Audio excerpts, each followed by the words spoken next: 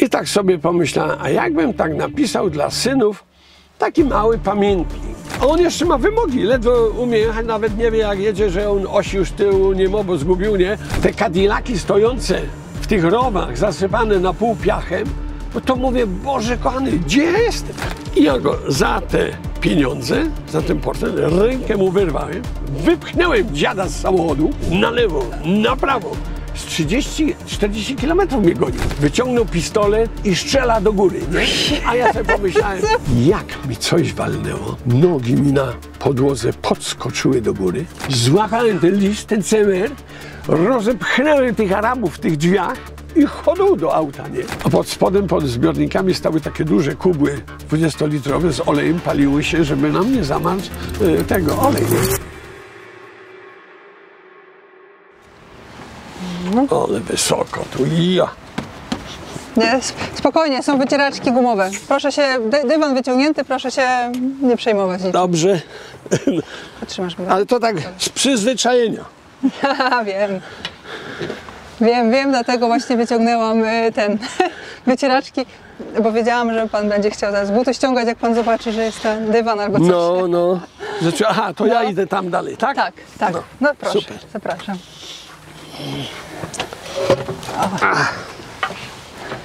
Może być?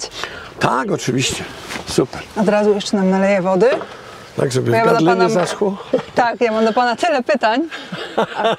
Już tylko jeszcze pana ciężarówka. O, super. To myślę, że ją możemy też dać tutaj. Tutaj albo tak. Zaraz nam Patryk podpowie, gdzie tutaj ułożyć ją, żeby ona była widoczna. Że to już taki zabytek po prostu. Dzisiaj to można powiedzieć samochody i takie zestawy przyczep nietypowe, które miały ładunku 16 ton, to wie pani, to było trudne do jazdy, bo samochód miał tylko ładowności 7 ton. O Jezu. No. A przyczepa 16. Aha, bo jedna oś w samochodzie. No. Dopiero jak Iweka odebraliśmy w Turynie, te właśnie turbo stary, no to on miał trzecią oś, tam drugą podwieszaną, no to się już jechało, bo on miał 11 ton, prawda, ładowności. To się jechało w górach, na przykład w śniegu na Iran, no to już było coś całkowicie innego. A tutaj to człowiek tam musiał umiejętnie przebierać tymi biegami, że... To ciężko jest, ale jakie to spalanie było dużo większe przez to. Oczywiście, jak ja tu słyszę, że takie samochody jak dzisiaj na przykład palą w granicach 20 litrów, nawet niecałe może, no wie pani, to jest niesamowite. Dojdzie nasz wówczas taki ten 8-cylindrowy, on był bez wspomagania, bez turbiny. Także po prostu jest kolosalna różnica, technika tak poszła do przodu w tej chwili, w tej motoryzacji, że no, widząc zresztą po samochodach, prawda? No ale nie wiem, czy to już pani nagrywa? Tak, nagrywa się, proszę się nie przejmować, wszystko jest okej. No ale nie, no to ja w takim razie proszę tego o zadanie pytań. Ja napiję. Wczoraj z trasy wróciłam i tak na szybko jeszcze wszystko upakowałam, bo to i pościel, nie pościel, jak to wszystko. Jak to po trasie, dobrze, tutaj troszeczkę zasunę. Panie Adamie, nie ma pan pojęcia, jak ja się ogromnie cieszę, że pan tutaj jest. Rozmawiać z takim kierowcą, z takim doświadczeniem, który ma tyle do opowiedzenia dla mnie, jako kierowcy takiego, wie pan, z serca, no to po prostu chylę czoła, sama bym kiedyś tak chciała pojechać. Ale bardzo się cieszę, że przyjął pan zaproszenie, że opowie nam pan swoje przygody. Jest mi bardzo miło, chociażby z powodu tego, że ja o pani troszeczkę też się dowiedziałem i pani też w Stanach Zjednoczonych jeździła, tak? Rok, tak. No, także jako dla takiego, można powiedzieć, kobiecego trackera, po prostu to było trudne. To trzeba mieć coś... Dobry, mocny charakter, bo to, żeby być kierowcą i sprostać się z różnymi innymi jakimiś, można powiedzieć, zdarzeniami na drodze, to naprawdę trzeba mieć dobrze w głowie poukładane, silny kręgosłup, jakby to powiedzieć, i być takim człowiekiem stanowczym. Ja naprawdę podziwiałem panią i podziwiam nadal, bo ponieważ pani no, jeździ takimi samochodami, gdzie na przykład no, mężczyźni mieliby problemy, a tu tym bardziej trzeba dźwigać, można powiedzieć, ciężkie łańcuchy. To wszystko musi być zgodnie z przepisami, bo dzisiaj mamy tych kontroli, a przede wszystkim biorąc ładunek, człowiek jest odpowiedzialny za to, żeby go dowieźć na miejsce, prawda? To ja z kolei jestem bardzo zaszczycony, że mogę z panią rozmawiać. Także jest mi bardzo miło i przyjemnie i naprawdę ja również dziękuję za to zaproszenie. Także po prostu mnie się wydaje, że pomimo swojego wieku dostąpił mnie taki zaszczyt i taka przyjemność rozmawiania i poznania się po prostu z panią, panią Iwoną, która jest i widoczna bardzo na YouTubie. Także to jest naprawdę wielki zaszczyt dla mnie. Ale pan powiedział, że mimo wieku, to właśnie dopiero z takimi ludźmi w pana wieku, z pana doświadczeniem powinno się czerpać wiedzę, doświadczenie, rozmawiać, usłyszeć, co jest do przekazania. Jest ogromne doświadczenie. Więc panie Adamie, napisał pan książkę Tirem do Iranu. Rozeszła się od razu. Ja próbowałam kupić i wie pan, że mi się nigdy nie udało kupić. Jak ja się o niej dowiedziałam, próbowałam i się pytałam. Filipa 40 ton powiedział, że już jest w ogóle wyprzedana. Proszę opowiedzieć, bo ja wiem, że wielu ludzi bardzo chętnie by ją przeczytało. Czy ona jest jeszcze gdzieś w ogóle dostępna do zakupienia? Tak, oczywiście. Ja bardzo dużo sprzedaję ją na Allegro. Oczywiście również przyjeżdżają do mnie do domu, którzy jadą na zachód, no to... Czyli na Allegro. Tak, na Allegro to jest jakby głównie sprzedaję. Także z powodu tej książki, jakby to powiedzieć, poczytnej, tak, przepraszam, że tak powiem, ale poczytnej, bo ja tak myślałem z żoną, żeśmy jeszcze rozmawiali, że jak wydrukujemy książek z 300, 400 to będzie maksimum i co my potem z tymi książkami będziemy robili, ponieważ śnieg, mróz, góry, prawda? No i po prostu kto się będzie tym interesował? No proszę panią, było takie miłe zaskoczenie, że w pierwszym tym półroczu musiałem dodrukować drugie 1000 książek. Także w tym półroczu, można powiedzieć, 2000 książek się rozeszło. Tak. Także ja byłem mile i jestem do dzisiaj zaskoczony, bo te książki dalej schodzą. Zresztą, szczerze mówiąc, czytam opinie po prostu ludzi, kierowców z doświadczeniem, którzy wydają tam opinię, można powiedzieć, w 99% pozytywną. Także mnie to bardzo cieszy. I tak jak ja to już powiedziałem wcześniej, ja to napisałem, co przeżyłem. To nie jest nic, żadnej nie ma fikcji. Po prostu jechałem na bieżąco, koledzy spali w samochodach, a ja pomimo tego, że miałem nieogrzewany samochód, puszkę z denaturatem postawioną na środku tutaj, na podłodze, okno uchylone, i pisałem te swoje notatki dziennego przeżycia. I właśnie na podstawie tego powstała ta książka, a powstała z tego, jakby z takiej przyczyny, że wyjeżdżając w ten nowy rok, czy to już tak mogę mówić, już tak po swojemu, jakby powiedzieć, nie czekając do pytania? No absolutnie, to ja tu jestem po to, żeby pana słuchać. Niech pan mówi, co pan tylko ma ochotę mówić. Bo ja wyjeżdżając w nowy rok z Cieszyna, umawialiśmy się z kolegami, że będziemy o godzinie 15 wyjeżdżali. No okazało się, że ci koledzy się trochę pospieszyli, no pojechali pierwsi. No ja jechałem sam. No i wie pani, w Budapeszcie coś czuję, że mnie ściąga, w sterze czuję, że coś na lewą stronę. Patrzę przez okno, no opona ugięta. No a po prawej stronie płynie piękny Dunaj, już nie modry, ale taki ciemny, po lewej stronie parlament węgierski. No, wie pani, urok niesamowity, ale w ten czas padał taki śnieg, mokry, taka zwana plupa. I ten samochód był tak podmoczony, to wszystko, że musiałem chwilę siedzieć, no chwilę, z 15-20 minut wyjść pod ten samochód, odgarnąć śnieg, rozłożyć kitle, wstawić lewarek, później popuściłem koło, odkręcałem zapasówkę, przemoczony, można powiedzieć, niesamowicie. I tak leżąc pod tym samochodem, jak mi tak woda w uszy, za szyję kapała, to tak pomyślałem sobie, czar kierowców pracujących w PMPS, PKS Warszawa. i zarabiających te zielone papiery. I tak sobie pomyślałem, a jakbym tak napisał dla synów taki mały pamiętnik. I z tego właśnie powodu zacząłem pisać dla synów, żeby to było. Ja nie myślałem tam w ogóle o książce. Książka dopiero powstała później, gdy ona się ukazała, fragmenty ukazały się na stronie 40 ton pana Filipa Bednarkiewicza.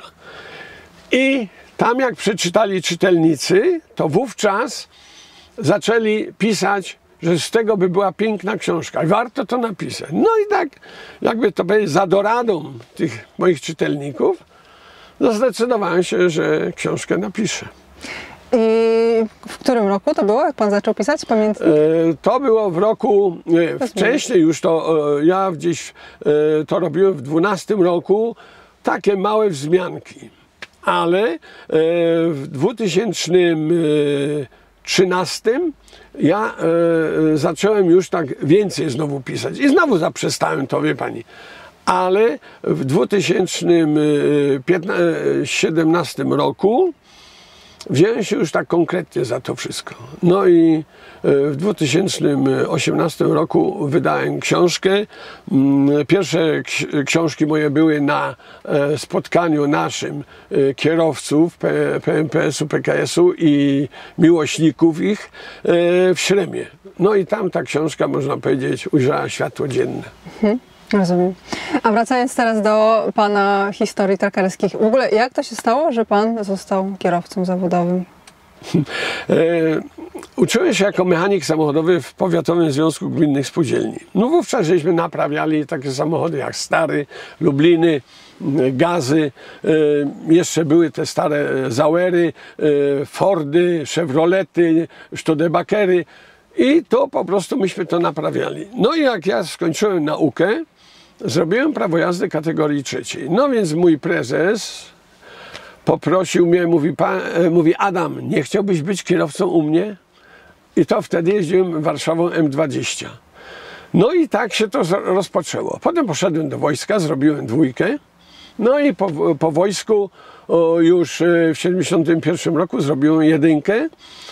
No i tak siedząc kiedyś w domu z małżonką, słuchaliśmy radia, bo to wówczas nie było jeszcze tak telewizorów, no to słuchamy i opowiadanie kierowców, którzy jeździli i na Bliski Wschód, i na Zachód. I tak wtedy zamarzyłem, żeby tam się tak dostać do takiej tej prestiżowej firmy. No i tak zacząłem, można powiedzieć, drążyć to. W 1976 roku w związku z tym moim zamiarem poszedłem do PKS-u na Trójkę, do Poznania, na towarową, bo takie były wymogi naszego zarządu wojewódzkiego. No i też tak można powiedzieć, traf chciał, że w Grodzisku zostało otwarte przedsiębiorstwo produkcji wody mineralnej. No i jeżdżąc tam, tak sobie pomyślałem, abym zajechał do Błonia, bo do Warszawy dowoziłem wodę. Jak ja bym tam zajechał i bym się dowiedział, jak to tam wygląda. No i wie pani, poszedłem weszłem najpierw na tą portiernię. Akurat taki traf chciał, stała pani z miotełką, no wszechwiedząca. No portier mnie wypytał, ja tego powiedziałem, no ona mówiła, że ona mnie zaprowadzi. No i zaprowadziła mnie do pana kierownika kadr, pana Czesława Lipińskiego. Tam wszystko się dowiedziałem. Dostałem dokumenty, jakie mam wypełnić, że oni takich ludzi potrzebują i tego. No wie pani, niesamowicie to było, że ja mogłem już być na tym placu i przechodzić koło tych samochodów wymarzonych. Wie pani, to było no tak jak dzisiaj, jakie to były piękne samochody. A jakie to były samochody? Volva. Właśnie, no. Volvo, jak słyszysz? 89, no w Błoniu właśnie takie były. I wie pani, to było niesamowite wrażenie i przeżycie. Jak ja szedłem z powrotem z tą panią sprzątaczką, to ona taka ciekawa. I co pan załatwił? Co pan załatwił? Ja mówię, tu mam dokumenty, muszę je po prostu wypełnić i je dowieść. No i także cały szczęśliwy jechałem do domu, wracałem. I pan wówczas Czesław Lipiński mówi, jak pan je ze spokojem wypełni, to proszę przywieźć tu i dostarczyć. I wie pani. I po jakichś 3 miesiącach wypełniłem te dokumenty, a to wtedy nie było tak jak dzisiaj. Kwestionariusze, paszportowe, opinie przeróżne, no masę papierów. 50 zdjęć trzeba było jeszcze do tego przygotować, do paszportów. No takie to były niuanse, ale po prostu takie były obowiązki, jakby, żeby się tam dostać. No i sprostałem temu, no i pewnego znowu razu jadę do Warszawy, zawożę te dokumenty. No, siedziała, bym tak powiedział, cała śmietanka z tego Błonia, PKS-u, oprócz pana naczelnego dyrektora, pana Kowalika. No, zostawiłem te dokumenty, oni je przejrzeli, no i wołają mnie, mówią, no wie pan co, jak na poznaniaka, to ma pan bałagan w papierach. A ja mówię, a czemu? Bo tu jest pusta kartka. A ja mówię, nie, to jest kartka, bo nie wiedziałem, na jaki adres napisać podanie. Więc mówię, ja tutaj to napiszę. A ten mówi, jeden tam odzywa się, widzisz? Bo on myśli, mówi, nie? No i tam podali mi, ja poszedłem na korytarz, wypisałem to, przyniosłem z powrotem, a jeden z nich mówi tak, ty, to jest jego charakter, mówi, nikt mu nie pisał tego podania, nie? Mówi, panie Frąckowiak, proszę się przygotować na egzamin. Będzie egzamin na ulicy Syreniej, będzie pan tego. No i wie pani, ja krótko pracowałem wtedy w tym jeszcze PKS-ie na Towarowej, nie należał mi się żaden urlop, nic z tego, ale tak sobie wykombinowałem, że na ten egzamin pojechałem rano wcześniej do Warszawy, na Syrenią dojechałem taksówką, no i wie pani, siadam w tego ogórka. A to ten siedzenie tak tam chodzi, lewo, prawo, kiwa się. Ta wajcha od biegów to chodzi jak młynek od kawy. I ja mówię, Boże kochany, jak ja tu pojadę, nie? A jak tu są biegi, nie? I on mówi, a jakim pan jeździ? Ja mówię, no starym 200 z przyczepą. No to biegi są tak samo. No i mówi, to proszę jechać. A ja mówię, ale nie znam Warszawy. A on mówi, ja panu wszystko powiem. No i tak, wie pani, jadę. A wiedziałem, bo jak jedynkę składałem, to ja też na takim ogórku, ale lepszym, technicznie po prostu, tam wszystko tak ładnie wchodziło, tylko że skrzynia biegów była niesynchronizowana. Wiem, podwójne bezprzęglanie. Właśnie. I z W przegazówką. Ameryce do tej pory to mają. Tak? Tak. I po prostu z przegazówką schodząc w dół, prawda? No i tak pomyślałem sobie, muszę jechać rozważnie, myśląc, a jeszcze tak chciałem, siedziałem w tym samochodzie, w tym autobusie i tak mówię, nie byłem pierwszy na liście, tylko byłem trzeci, ale wyczytali tych dwóch nie było. No więc ja mówię, kuchnia, Felek, wstałem w tym autobusie i mówię, Adam, jedziesz z pasażerami, nie denerwuj się. Tak sobie powiedziałem. I tak usiadłem na te chybocące się tam, kręcące fotel i ruszam. Delikatnie po prostu wyłożyłem to sprzęgło, bieg tak delikatnie, że tak, tylko tak trochę zrobił i wszedł. No i potem pyk, pyk, tak. Nic na siłę, tylko delikatnie. Do środka i dalej. I wchodzi, jadę jakoś tam, nie? Nie zgrzyta, do tego. Wyjeżdżamy z Warszawy, nie? A on do mnie mówi, ten pan instruktor, a było ich 4. Jeden siedział z przodu, tu gdzie konduktor, 2 siedziało na ławce z boku i 1 z tyłu. I każdy patrzył na to, czy jestem nerwowy, czy nogami przebieram, czy jak rękoma, czy głowa patrzy w lusterka, prawda, się obraca, to tego. I mówi, teraz proszę wyhamować biegami bez użycia hamulca. No dobra, no to wszystko tak, wie pani, delikatnie, tak sobie powiedziałem, nic na hama, delikatnie. I te biegi tak, wie pani, wchodziły, zeszedłem do tego, do jedynki, zatrzymałem się, zaciągłem ręczny hamulec. On mówi, dziękuję bardzo, zdał pan. No wie pani co? Drzwi się otworzyły na świat. No szok, kurczę. I teraz sobie proszę wyobrazić, bo tak mówię właśnie z perspektywy tego egzaminu,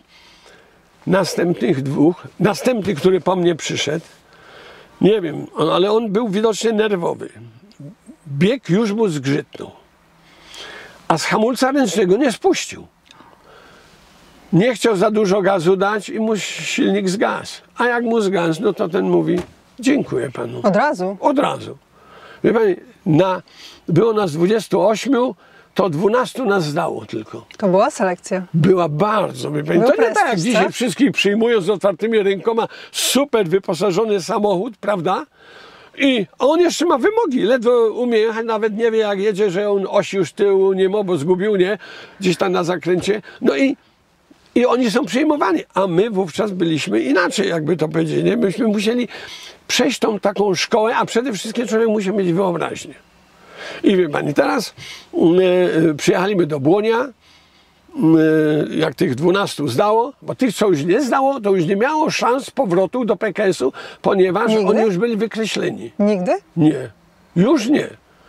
I wie pani, później egzamin z języka obcego, z przepisów, no i na końcu jeszcze jazda Volvem do Żelazowej Woli, do Leszna, tamto tego, nie? Wie pani, jak ja usiadłem w ten samochód, w te Volvo, ta kierownica mi tak chodziła, jak ja jadę, te biegi leciutko, pyk, pyk, a on do mnie, ten instruktor, to był pan świętej pamięci Weber i mówi tak, a co ty tak tą kierownicą kręcisz? Ja mówię, a co, ona taki ma duży luz w sterze, nie? A on mówi, nie. A ja, bo w moim starze nie było wspomagania. Więc to wszystko trzeba było, wie pani, na siłę kręcić. No i mówi, nie kręć tą kierownicą, trzymaj spokojnie. No i faktycznie, i tak się jechało. Wie pani, dla mnie, no to był szok po prostu, że ja siedziałem w takim samochodzie, co było moim marzeniem i mogłem jakby to fizycznie nim jeszcze kierować. No i także wróciliśmy do bazy. Było nas 3. Jeden za kierownicą, 2 na tylnym tutaj siedzeniu, na tym łóżku. No przyjechaliśmy do bazy, zdaliśmy te egzaminy. No to droga otwarła się przed nami. Ale miałem w przyszłym miesiącu miałem przyjechać do Błonia na miesięczny kurs. Okazało się, że nasza dyrekcja nie wyraziła zgody na to, ponieważ ja nie przepracowałem jeszcze roku w PKS-ie i nie należy mi się urlop. No kuchnia, no co zrobić? No trudno, trzeba było się z tym pogodzić, nie? No i także odpracowałem jeszcze te 3 lata, w sumie 4 w PKS-ie, tym na towarówce. No i później były na egzaminie, no i po tym egzaminie już dostałem angaż, a jeszcze co było ciekawe, to tak muszę pani powiedzieć też, wówczas jak ja wystąpiłem z pismem o udzielenie mi tego urlopu, to oni powiedzieli tak, proszę przywieźć wszystkie dokumenty z Warszawy, u nas zostawić, złożyć je i my wówczas wyślemy je do Warszawy. No dobrze, mówię. Pojechałem do tej Warszawy znowu i wchodzę do biura kierownika pana Lipińskiego i mówię, jak sprawa wygląda. A on się roześmiał, mówi tak, panie Frąckowiak, jak chce pan u nas pracować, to niech pan zostawi te dokumenty. Bo mówi, nam te dokumenty odpowiadają. Mówi, do pana należy decyzja. No i ja mówię, no jak tak ma być, to rzeczywiście zostawiam je. I widzi pani, ja to później tam piszę, bo teraz drugą książkę już rozpocząłem pisać, tirem do Iraku latem. I mówię tak, jak tak ma być, to super. Jadę zadowolony znowu z tej Warszawy do domu, że dokumentów nie muszę zabrać, bo u nas w tej trójce już kierowcy byli starsi ode mnie, wiele lat pracy, ale te dokumenty leżały w tym dyrekcji naczelnej wojewódzkiej. I jak się później dowiedziałem, to do tych dokumentów trzeba było dołożyć malucha w kopercie. No proszę panią, jak ja zarabiałem, jadąc na Bliski Wschód, 2 Bliskie Wschody robiłem i miałem malucha. Oni wiedzieli, gdzie człowieka wypuszczają, do jakiej firmy, gdzie ile zarobi. No taka była prawda, wie pani. Porównując zarobki kierowców teraz i przedtem, co można było kupić za jedną wypłatę kierowcy międzynarodowego? Wie pani, z samej pensji złotówkowej to niewiele. Bo zarabialiśmy wówczas, można powiedzieć, tak jak wszyscy kierowcy dookoła. I jeszcze to było takie smutne, że myśmy nie dostawali tych pieniędzy za tyle godzin, co myśmy przejechali. Bo oni wiedzieli, że my zarabiamy na diecie. I mówili, wy sobie dorobicie to na diecie, nie? a jak wam się nie podoba, to za bramą stoi 100 innych. No wie pani, no taka była rzeczywistość. No i ta dieta to była tym przebitkiem po prostu, że człowiek wówczas dążył, żeby jeździć w szczególności na Bliski Wschód, bo już jeżdżąc nawet do Francji, do Niemiec, do Belgii tam, czy Holandii były już lepsze pieniądze, bo dodatkowo oprócz tej pensji złotówkowej to jeszcze było w markach, we frankach czy w szwajcarskich, prawda? No i to była ta dodatkowa przebitka, dodatkowe zasilenie finansowe.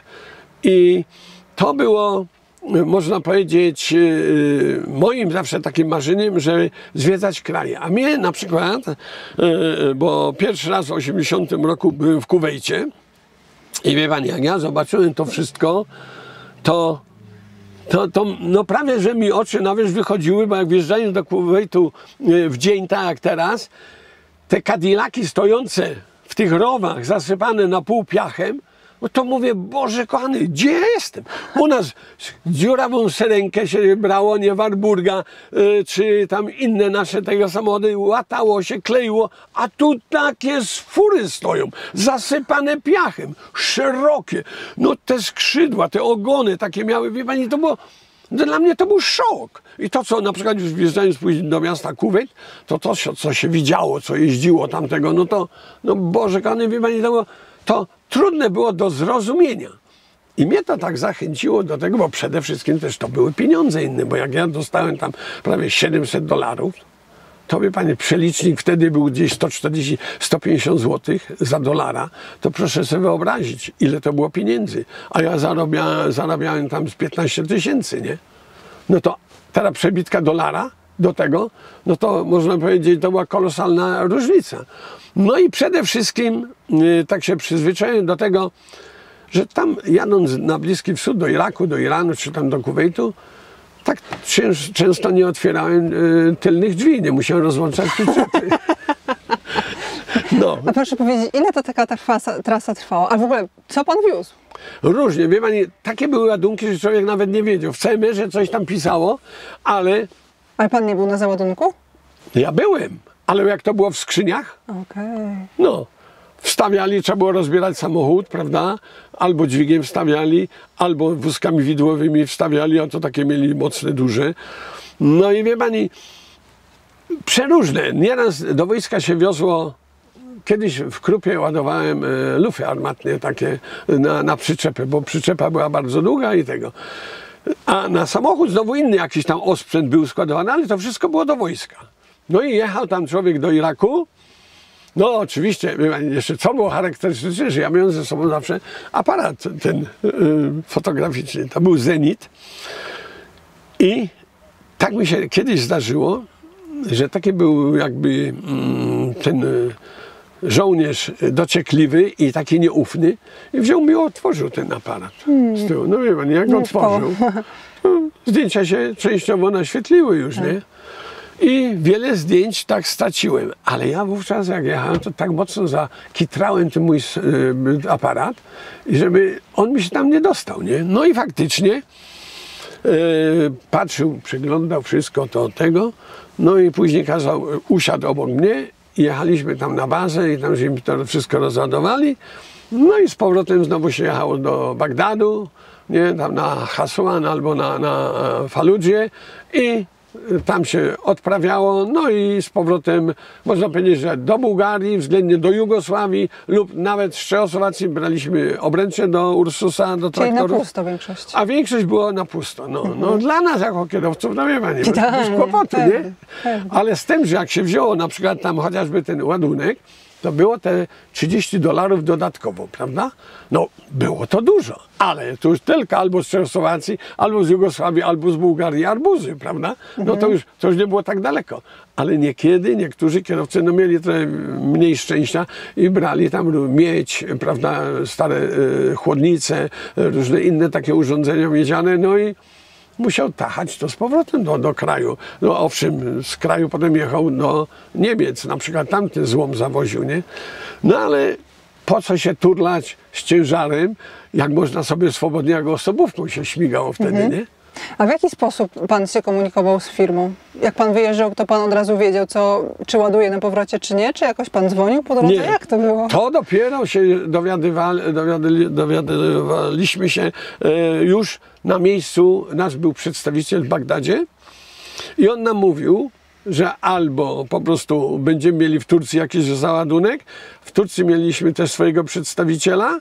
No to wiesz, Turtrans był taki i albo w Haburze już żeśmy się dowiadywali, albo w Ankarze, albo na przykład w Kapikule, nie? No i tak po prostu to było, nie było no telefonu, no takie było to charakterystyczne, to co opisuję w mojej książce, jak mieliśmy wtedy ten problem z tymi policjantami, co nam te paszporty pozabierali, to dzwoniliśmy do naszego ambasadora, no ale wie panie, no nic nie pomagało.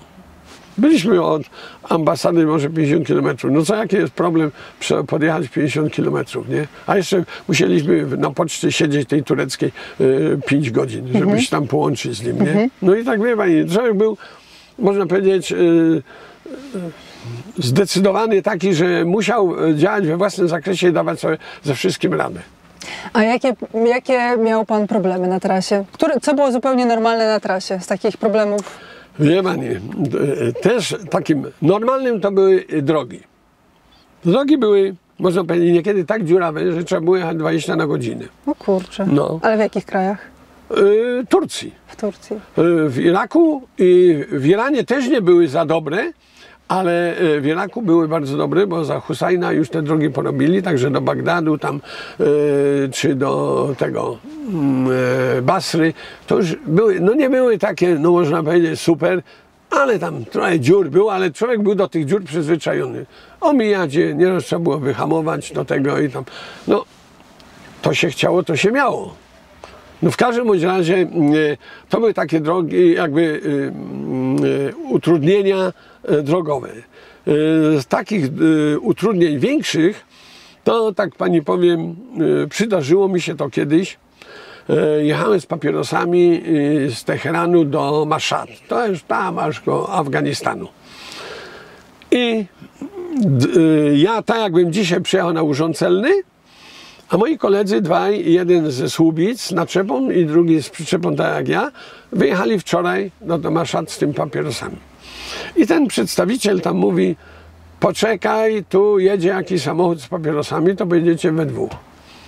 No i wie pani, czekam jeden dzień, czekam drugi dzień. Na trzeci dzień przyjechał, ale tylko załadowany sam samochód, a na przyczepie już papierosów nie miał. I mówi tak, no będziesz musiał sam jechać. No wie pani, tam do Maszhad było 900 km. I teraz tymi drogami takimi, no, jakie były, takimi się jechało. Wyjechałem o 1:00 w nocy z tego Teheranu. Wie pani, jak to się tak nieraz myśli, to tam nie było takiego oznakowania jakby to międzynarodowego, pisane na przykład alfabetem na przykład naszym europejskim, nie? Tylko tymi robaszkami, tym kolczastym drutem, jak ja to nazywam, pisane, no ale ja sobie tam kupiłem zeszyt z abecadłem, z literami, z tym wszystkim i ja sobie tak mało wiele dawałem radę. No zresztą każdy z nas musiał sobie to radzić, jadąc na Bliski Wschód, nie? No co, można było sobie usiąść na kamieniu i pokrzyczeć, powyć i tego, no i co, no tak trzeba było jechać i tego. No i tak wyjechałem o tej 1:00 w nocy. Ujechałem tam może z 400 kilometrów i tak patrzę w lusterko, coś mi się dymi z lewej strony w kole. Zatrzymałem się. Piasta? Patrzę, kuchnia, rurka pękła od siłownika, nie? Zablokował. No i bęben się zrobił czerwony, nie? Już się tu szczęki zaczęły palić. No wziąłem wodę, tak delikatnie polałem, żeby bęben nie pękł, nie? Rurkę odgięłem, wstawiłem gumę od dętki, ścisłem kominerkami, żeby mi powietrze nie wychodziło. No i wie pani, pompuję, tu już prawie mam. A ta droga taka do Maszhad, no to główna droga taka, która szła przez ten Iran, rzadko uczyszczana była. Ale już mam tu tak napompowane, już mam ruszać, ale jedzie sprzeciwka samochód osobowy. I tam już z daleka mi macha ręką. Tak sobie pomyślałem, a to poczekam jeszcze, nie? Przyjechał obok mnie, stanął, mówi, halo, komsio, mówi, nie? Arkadaś, mówi, on jest, mówi, on studiował, student, mówi, w Kelnie, w Niemczech i on jest kolekcjoner cięćmony, nie? No i otworzyłem mu te drzwi i tam mówię, portfele wtedy mieliśmy takie jak harmonijki, tak, wie pani, z tymi przegródkami. No i tak mówię, jak jesteś kolekcjonerem, to dam ci parę polskich z tych, nie? I dawałem mu tam o 20 groszy tam do 10 zł, nie? I tak. On tam wziął w kieszeń, schował, ale jak ja miałem tak szeroki portfel otwarty, miałem i dolary, i te riale irańskie, i tam miałem tureckie, i to wszystko, a on tak tymi palcami w tej tak mi przybiera. I cap za te irańskie riale. I chciał wyrwać. A tu stał, tak jakby ta u pani tutaj stoi na tym, a ja siedzę na siedzeniu i ja go za te pieniądze, za ten portfel, rękę mu wyrwałem, wypchnąłem dziada z samochodu, zleciał, bo on już nie mógł zejść po stopniach, przewrócił się, a ja drzwi zamknąłem, mówię, i do przodu. I teraz patrzę, a on nakręca, jedzie za mną. Problem. A tam jest taka zasada, że nie wolno, jakby to powiedzieć, jak już samochód wyprzedzający o grubość zderzaka panią wyprzedzi, to pani musi wpuścić ten samochód. I wiedziałem, że jak ja go przepuszczę do przodu, a on tam miał kupę dzieci i tam tych kobiet w tym swoim zgruchotanym aucie, ja mówię, jak on mi zajedzie drogę i zahamuje, Tam hamulec jeden już nie działa. no, to ja mówię, ja mu sypnę w tę zardzewiałą krypę, nie? I po prostu mówię, będę miał dopiero kłopot. I tak jeździłem jak w amerykańskim niekiedy westernach, tak wie pani, po tych drogach, na lewo, na prawo. Z 30-40 kilometrów mnie gonił. Wyciągnął pistolet i strzela do góry, nie? A ja sobie pomyślałem, tak, może se strzelać. Mnie tu kula nie dosięgnie. Jak mi przebijesz opony, tak długo pojadę, aż nie zleci. Jezu, jakby... I wie pani, jadę, kurczę, a to dziury takie były, pobocza też nie były równe i całe szczęście, bo on by mnie wziął poboczem, nie? No i na końcu odpuścił i jadę dalej. Jechałem może jeszcze ze 150 kilometrów. Jak mi coś walnęło, nogi mi na podłodze podskoczyły do góry. Patrzę w lusterko, a tam w pustyni coś się kręci, leci, kurzy pin. Co pomyślałem, chyba skrzynia biegów odleciała. Pierwsza moja myśl. Aż miałem strach wyjść z tego samochodu. Jak wyszedłem, mówię, kuchnia, chyba olej leci tu, mówię, koniec jazdy. Ale się nachylam, nic nie kapie.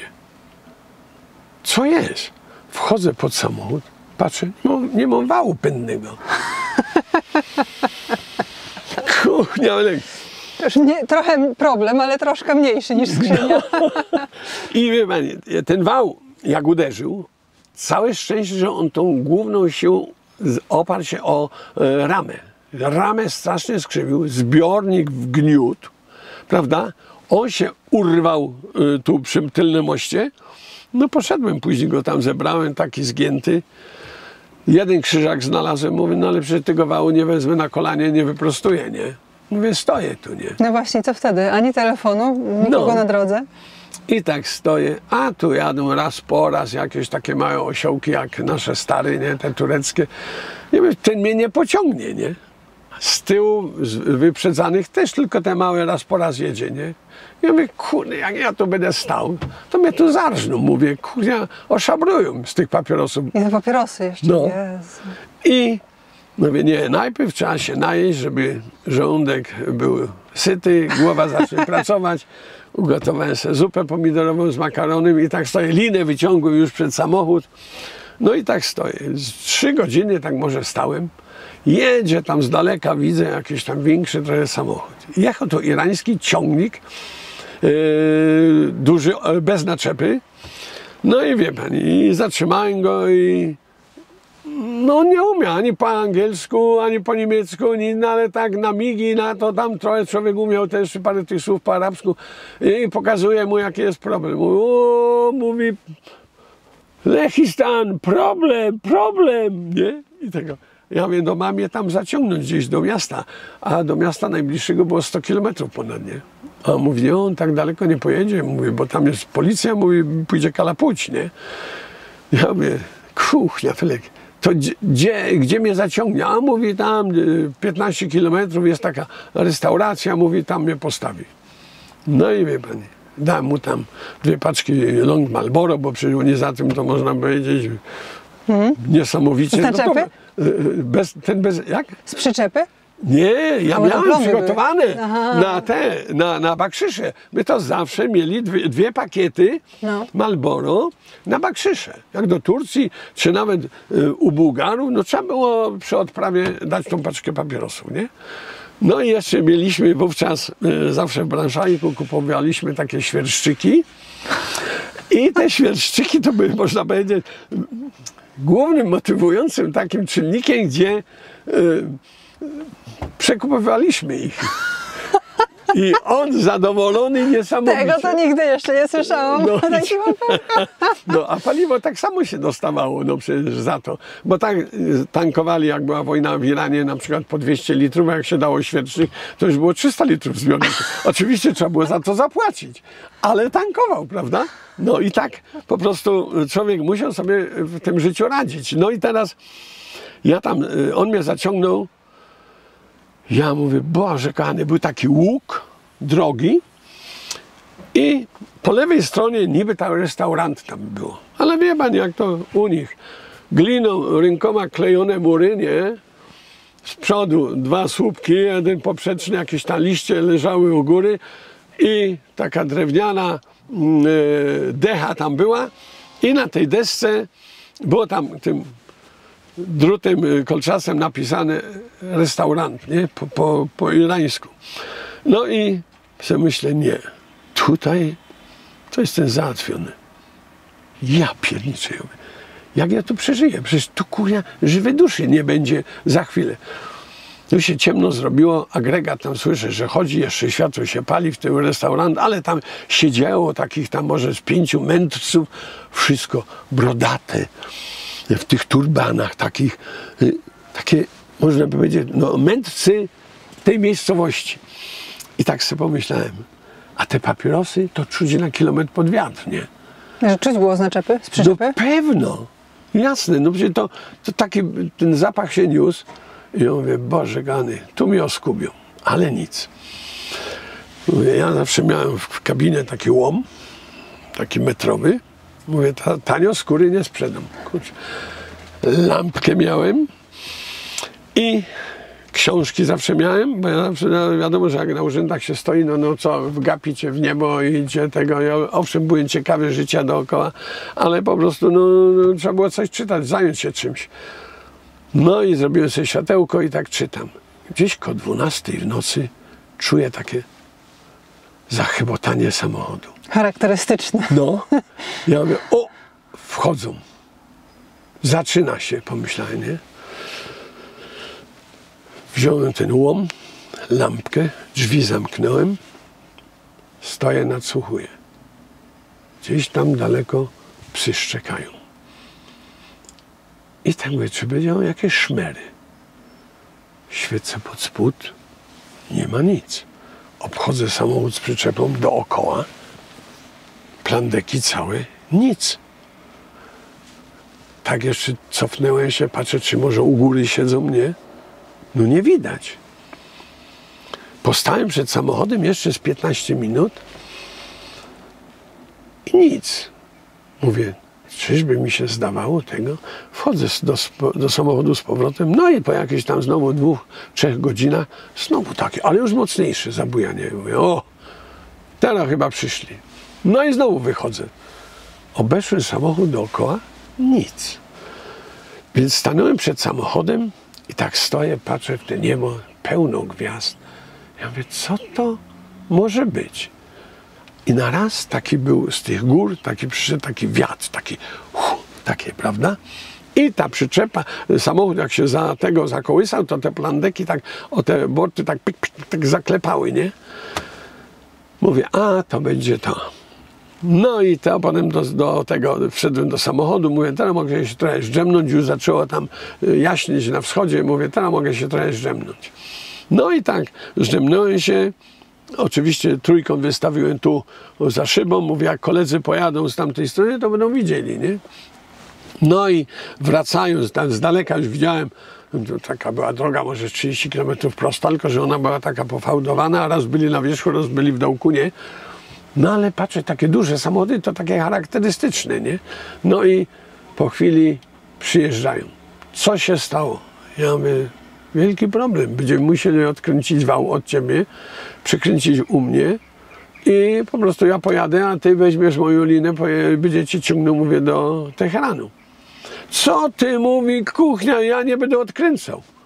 Ja mówię, a jak nie? Mówię, a co ty chcesz zrobić? Ja mówię, co, przeładujemy papierosy, blomby zerwiemy, nie? A ten drugi tam znowu mówi, kolega ze Słubic, który był naczepowym, mówi, tu się nie ma co zastanawiać, tylko dalej, bo zanim to zleci, to żebyśmy jeszcze za jasna dojechali do Teheranu, nie? No i tak, że było, odkręciliśmy tam wał, zakręciliśmy do mojego, ja później pojechałem w tamtą stronę, oni do Teheranu. Ja dojechałem do takiej miejscowości, gdzie była duża taka rafineria i tak sobie pomyślałem, do Maszad nie dojadę, za jasna, a gdzie będę po nocy tam szukał, kurczę, tego miejsca rozładunku. No i stanąłem tam koło tego, ten cieć przyszedł i halo, mówi, Lechistan, jak tam, tego się pyta. Ja mówię, że ja tu będę spał, mogę tu spać? A on mówi, okej, dobrze. Dałem mu też ten świerszczyk, dałem mu long Marlboro i wie pani, on mi mówi, że jak pojadę z powrotem, to mogę znowu tutaj stanąć i spać, wie pani. No i pojechałem do tego Maszad na drugi dzień, rozładowałem się i znowu dojechałem tutaj, no bo akurat to tak mi pasowało, bo to 900 kilometrów po takich drogach, no a ten mój na przykład dziadek, on więcej nie wyciągnął jak maksimum 90, no ale nie pojedzie ani 90, no jak już 80 się jechało, to już było wystarczająco, prawda? No i mówię, teraz tu jak się prześpię, to na drugi dzień sobie pojadę do Teheranu. No i tak faktycznie było. I takie były moje przygody, bo wie pani, jeszcze było więcej ich, ale no nie wiem, czy mamy czas na to. Mamy, niech pan opowiada. A jakieś takie pozytywne? Takiego coś, co pan gdzieś dojechał, coś się wydarzyło i pan był taki super szczęśliwy, że pan tam jest. No wie pani, w ogóle ja byłem bardzo szczęśliwy, że mogłem być na tym Bliskim Wschodzie, bo to tak, ja jak byliśmy w tym Teheranie, też jak ta książka tam pisze, ja byłem ciekawy po prostu tych zabudowań, życia ludzi, nie? To wszystko tak, jak oni wyglądają. No to odczepiałem przyczepę, no i kolegów do środka i jedziemy w Teheran, nie? No wiem, paliwa było pod dostatkiem, nie? No i się jechało, tu się zobaczyło, tam się zobaczyło. W ogóle tak charakterystyczne te panie Iranki, one były naprawdę niektóre takie wysokie, piękne, takie twarze miały, oczy czarne i miały te swoje, jak to się nazywa? Hijaby. No, i trzymając w rękach, w tych zębach tutaj, bo niektóre miały na spince zapięte, a niektóre miały w zębach, nie? No, i że nosiły tak cały czas w zębach? No. Tak, że po prostu miała tę twarz tak tutaj zasłoniętą, nie? No a jak myśmy dochodzili jako Europejczycy, nie? Wówczas no to niekiedy im buzie się otwierały specjalnie, się odsłaniało.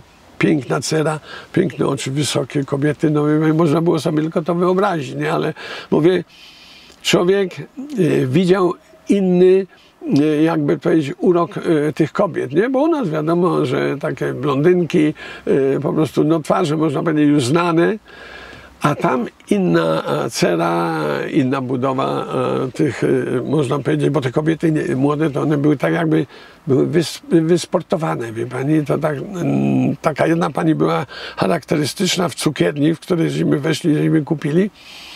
Naprawdę ona ta jakby tam kulturystykę ćwiczyła, taka postawna kobieta, nie?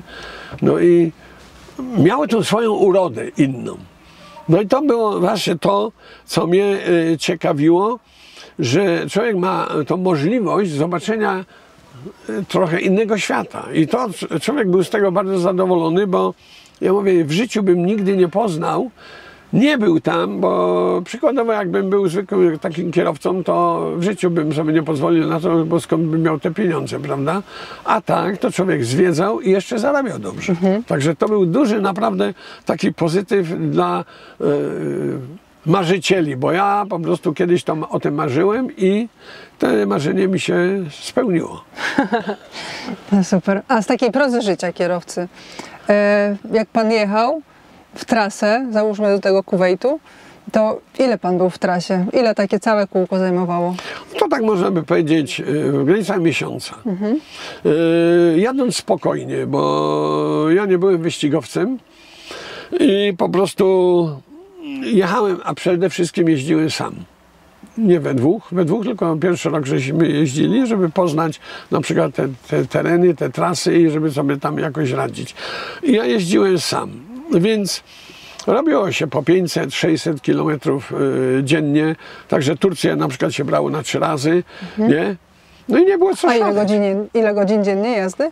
Było tyle, ile było tam, 18, 20. Jazdy? Tak. A co to, no pani, tam A nie... spania ile później? No tyle, ile było trzeba, no to 6 godzin, 5 godzin, zależy jak tego, nie, no i się wstawało, jechało, tarczki były owszem, ale po prostu nikt nas z tego nie rozlicza, a przede wszystkim, tak jak pani wspomniała na samym wstępie, myśmy nie mieli za te godziny płacone. A czym żeśmy szybciej wrócili, to lepiej dla firmy, bo już żeśmy byli z powrotem, prawda? Ja byłem akurat, jakby to powiedzieć, na takim, że mając swój samochód i ja tak patrząc na to, że ja sobie tam radziłem z tym samochodem, nie miałem problemów, no to ja jak przyjechałem, zrobili obsługę, nie musiałem pogadać z mechanikami, żeby tam 2 dni go przytrzymali, żeby w domu mógł dzieci policzyć, zobaczyć po kątach, czy co tam jest, nie? No wie pani. I tak człowiek w koło, jak w Maryżu, prawie, że jeździł, nie? Czyli w domu wtedy pan ile był dni? 2, 3 dni. O, to króciutko. No, krótko. No i wracają na przykład, bo przeważnie się jechało na zachód, z zachodu się brał ładunek. Mi akurat tak wszystko pasowało, że przez Nowy Tomyśl jechałem do Śremu. Wymieniałem tylko słoiki, ładowałem znowu pełne słoiki, po prostu z taką jakby zapasem na 30 dni. No i chleb się kupiło po drodze w Cieszynie, prawda? No i taki 2-tygodniowy, 3-tygodniowy jak zimą, ale jak latem to już po tygodniu chleb był tak twardy, że trzeba było młotkiem rąbać, wie pani, to jest, wie pani, taki jeszcze jeden taki szczegół podam. Jechałem do Basry wtedy i chleb już był tak suchy, bo to było latem, gorąco, klimatyzacji w samochodzie żadnej, w słońcu 60 stopni, wie pani, i teraz mówię, kupię sobie ten ekmek taki, nie, i tego zawinąłem we folię, to takie były bułeczki, dusze tak od tego telefonu 2 razy takie, no i przez cały dzień nic nie jadłem, tylko popijałem wodę, nie, i suchą kiełbasę gryzłem, nie, żeby dojechać do tej basy, żeby tam się już za dnia jeszcze rozładować. Okazało się, że nie zdążyłem. I teraz wjechałem do tej Basry, wytłumaczono mi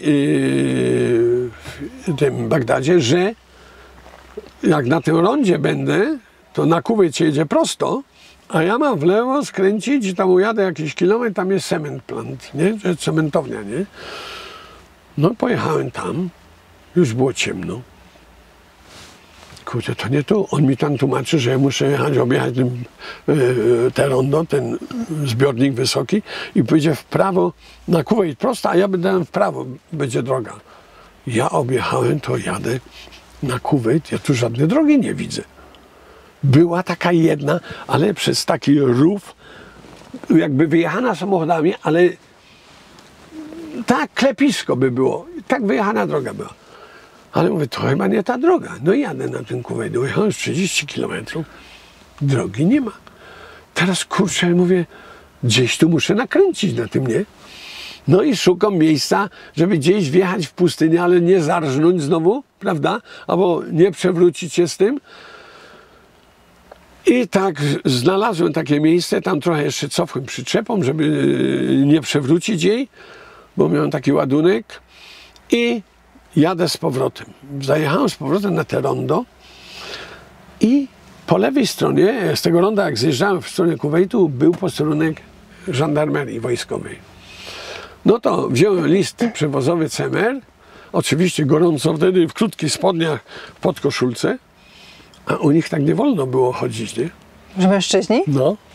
A kobiety to jak na przystankach, jak żeśmy jechali przez Bagdad, tego to opluwały, czy kamieniami rzucały, jak my tak jechali. No. Dosłownie? No. Obracały się niektóre tego i tam nie chciała, niektóre pluły kuczy, nie? I wie pani, poszedłem na ten posterunek wojskowy i przedkładam mu ten list, temu całemu dowódcy siedzącemu przy tym stoliku i go się pytam, gdzie to tutaj jest, te miejsce docelowe. A on mi pokazuje tak, czyli mam chwileczkę poczekać. Dobra, i pokazuje mi, że tam mogę sobie usiąść. On siedział tak, jak pani przekonał, przed stolikiem, a tu pod ścianą była taka długa ławka. No więc ja sobie tam usiadłem. Tam był zegar nad nim i siedzę pół godziny, nie, nic. Tu były drzwi, tu było okno i jakieś tam Araby po tym wojskowym, w tych ich turbanach, zaglądają, szczyżą te zęby, śmieją się, coś tego, kurczę. Ja mówię, kurczę, nie no, muszę coś tu zrobić. Wstaję i chcę ten list wziąć, a on ten list przysunął go do siebie, nie? Mówię, coś tu nie gra. I znowu mi pokazuje, że mu chwileczkę tego. A on co po chwilę tam rozmawiał, bo to była strefa wojenna, nie? I na tej mapie przekładał tam takie tam swoje pineski, nie? No dobra, sobie pomyślałem, ale kuchnia, tu już godzina minęła, nie? Tu już przychodzą Araby, jeden pod oknem rozkłada dywanik, modli się, bije te swoje pokłony, w drzwiach stoi trzech.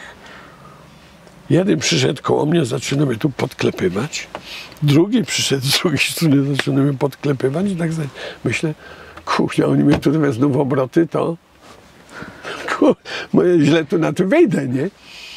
No i jeszcze raz próbuję, a mówi, momencik. Jak on to zrobił, moment, i on się obrócił, znowu, żeby ustawiać tam na tych mapach, to ja momentalnie wstałem. Ja tak się zastanawiam, jak to szybko mi poszło. Złapałem ten list, ten CMR, rozepchnąłem tych Arabów w tych drzwiach i chodzą do auta, nie? Kluczyk miałem już przygotowany, jak tutaj. Doleciałem, otworzyłem, wskoczyłem i mówię, teraz możecie mnie gryznąć. No i teraz sobie myślę, no muszę gdzieś tu jechać. A oni mnie tam stanęli przed samochodem, mówią, że nie, że mam poczekać tego. Ja mówię, nic, odpaliłem i jadę. Porozchodzili się i tam wjechałem właśnie w tą drogę przez te klepisko takie. Te chatki, wszystko z tych takich lepionych glin, to wszystko, no wie pani, to trzeci świat. No ale jadę. Dziurawy, trochę asfaltu, trochę tego, samochód tak się kołyszy. No jadę tam, kurde, 10 na godzinę. Ujechałem tam za tą wioskę, może z 2-3 kilometry. Widzę tam na horyzoncie łuna. Mówię, o, to będzie chyba tam. Zajechałem tam. Okazuje się, że to nie tam. Ten Arab mi mówi, mam się cofnąć z powrotem. I będzie taka droga, ale nie znowu asfaltowa, tylko ujechana na tym klepisku w tej pustyni i że tam będzie. I tam faktycznie była taka łuna znowu. Więc ja jadę tą drogą. Kurz, no tak, że ja nie widziałem moich tylnych świateł od samochodu, w tej mące jechałem. Zajechałem tam, pytam się, a on mówi tak, że to jest tu, ale oni tego, jutro mają niedzielę swoją, oni nie pracują i tego. I wie pan, ja w tej nocy, jak tak światło mieli na tej bazie, tam świeciło, to ja tak stanęłem sobie ze 100 metrów od nich, mówię, bo jak przyjadę bliżej, a światła już w kabinie nie mogą robić, bo moskity, komary mi nawlatywały, to by mnie tam zjadły. No i już głodny byłem, wyciągłem ten ekmek ich, wziąłem sobie smalec, bo tu miałem taką skrzyneczkę, a smalec to tak jak woda, bo to wie pani, jakby było w kabinie 50 stopni, no to kuchnia, no, to można sobie tylko wyobrazić, nie? I wkręciłem ten smalec, ten chleb moczyłem, bo to już nie widziałem, że on jest obrośnięty mchem, spleśniały. Ja to zjadłem. Z pół tego zjadłem. I teraz mówię, teraz się położę, ale tak mi niedobrze było jakoś. Ja mówię, kuchnia, co jest? Wziąłem sobie ręcznik, umoczyłem w tej ciepłej wodzie, położyłem, tak pomachałem, położyłem sobie na piersi, tak mówię, trochę może zasnę. Ale zdało mi tak niedobrze. Wziąłem sobie, można powiedzieć, w szklankę, nalałem tak style spirytusu i dolałem tej ciepłej wody. Wypiłem to, z godziny pospałem. I tak 2 razy zrobiłem. Rano jak się obudziłem, to wie pani, taki mech był tak pół centymetra pleśni. Przedtem był mniejszy, ale ja to zjadłem. I gdyby nie miał tego spirytusu wtedy, żebym nie zalał tym, to nie wiem, czy mnie nie wywieźli w skrzyneczce. No bo nie wiem, czy ja te pół tego chleba, który ja zjadłem, i on był cały spleśniały, i ja to przeżyłem, wie pani. To tak, można... No właśnie, a gdyby się coś takiego stało w trasie, nie? W sensie skręcona kostka, złamana noga, jakiś problem ze zdrowiem, co się wtedy w tamtych czasach działo? Nie wiem, no jakoś tam próbowało dojechać Trzeba było wrócić po prostu chociażby do naszego przedstawiciela w Bagdadzie, prawda? Bo później już mieliśmy swój hotel taki, no to tam można było oczekiwać pomocy. A tak na drodze, no wie pani, no nie wiem, mnie się takie coś nie przytrafiło. Trzeba było przetrwać po prostu. No, trzeba było przetrwać i po prostu zdawać sobie sprawę, jak to się mówi, zęby zacisnąć i jechać, nie? No ale akurat ja nie miałem takiego zdarzenia. Całe szczęście. No, wie pani, to są same przeżycia, które... Ja niedługo pracowałem w tym PKS-ie, tylko 6 lat. Ale to też takie miałem zdarzenie, to może później powiem jak tego, bo poprzeczka mi z rozbieranego samochodu spadła tu na głowę. O, widzi pan, jednak pan miał takie zdarzenie. No miałem, ale wie pani, no człowiek był dość młody wtedy i twardzielem. Ja zresztą jestem takim dosyć twardym człowiekiem. I dojechałem do kraju, poszedłem do naszej pani doktor tam oddziałowej. Ona mówi, o, pan ma już tu ładnie zagojone, wszystko tego zasuszone. Mówi, tu już nic robić nie będziemy. Mówi tylko tyle, że ma pan wklęśniętą czaszkę. Uderzenie musiało być mocne. A czy stracił pan przytomność? Ja mówię, że nie. I ona mówi, tu już nic nie będziemy robić. Najwyżej dam panu tydzień odpoczynku i niech pan sobie odpocznie, a wtedy zobaczymy, jak będzie się pan czuł. Nie? No ja po tygodniu przyjechałem, wszystko dobrze, no to dalej w trasę. No i wie pani, po jakichś 3 latach, pierwszy raz mi się to stało, jak wracałem z Bazylei. Jadąc na drodze, po prostu zaczęła mi na przykład zasuwać się kurtyna, jak w teatrze. Ja mówię, co jest? Ręka mi zaczęła jakoś drętwieć, coś. Zjechałem na pas awaryjny, ale mówię tak, jak tu będę długo stał, to mnie policja wyhaczy, nie?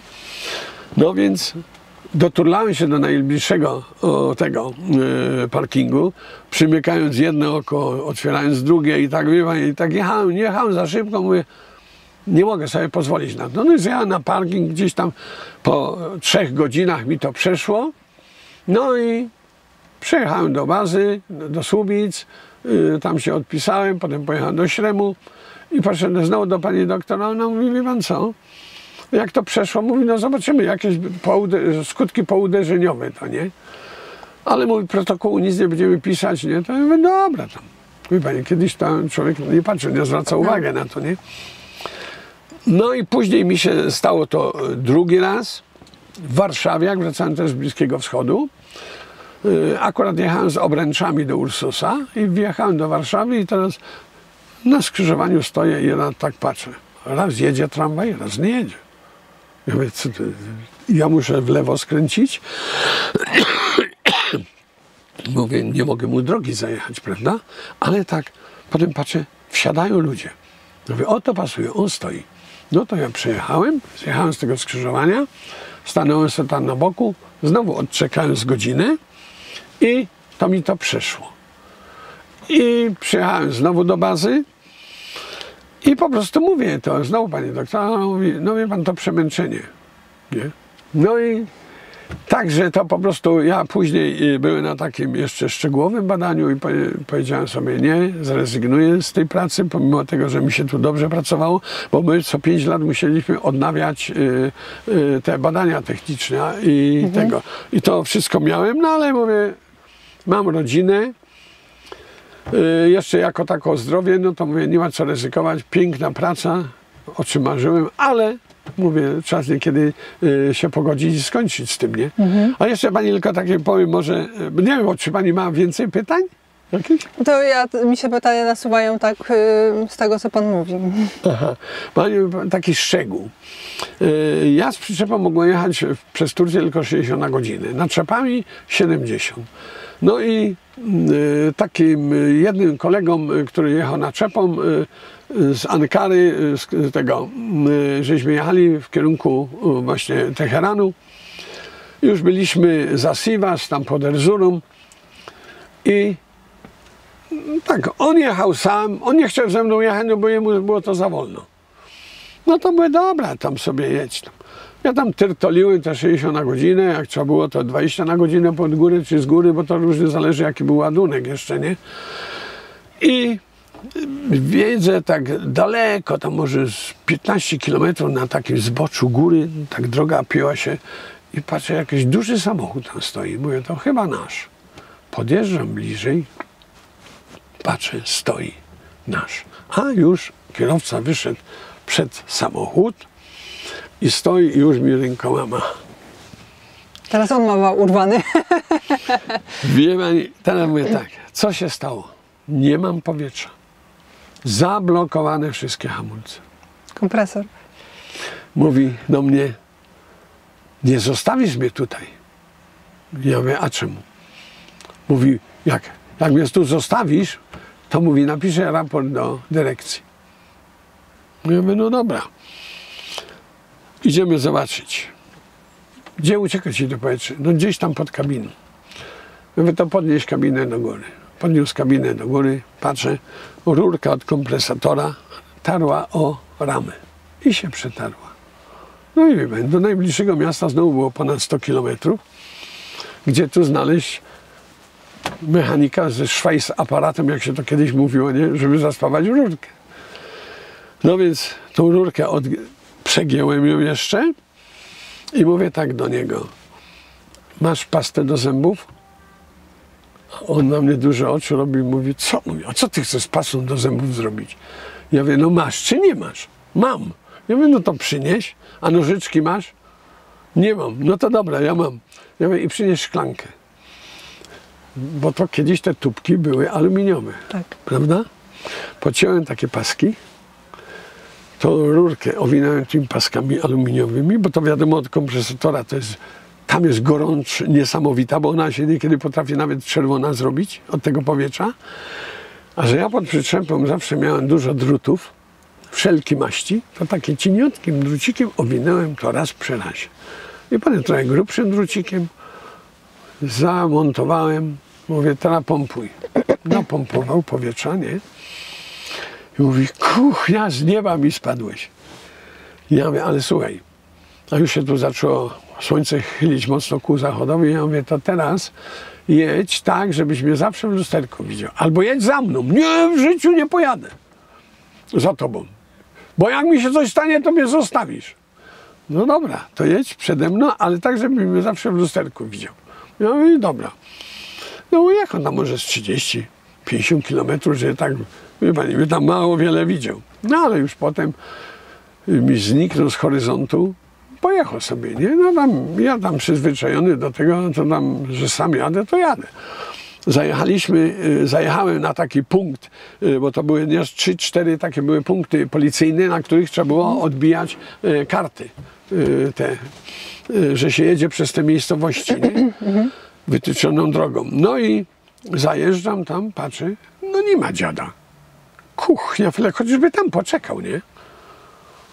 No jeszcze kazał przynieść sobie tacho, bo Polonia mówi, jest problem, mówi, bo że my jedziemy więcej jak 60 na godzinę, nie? A ja tam się starałem jechać równo. Jak mi nie z góry tam gdzieś się trochę bójłem, to otwierałem tachograf i paznokciem nad tym rysłem, nie? Żeby to, co mi wyskoczyło, żeby nie było widoczne, nie?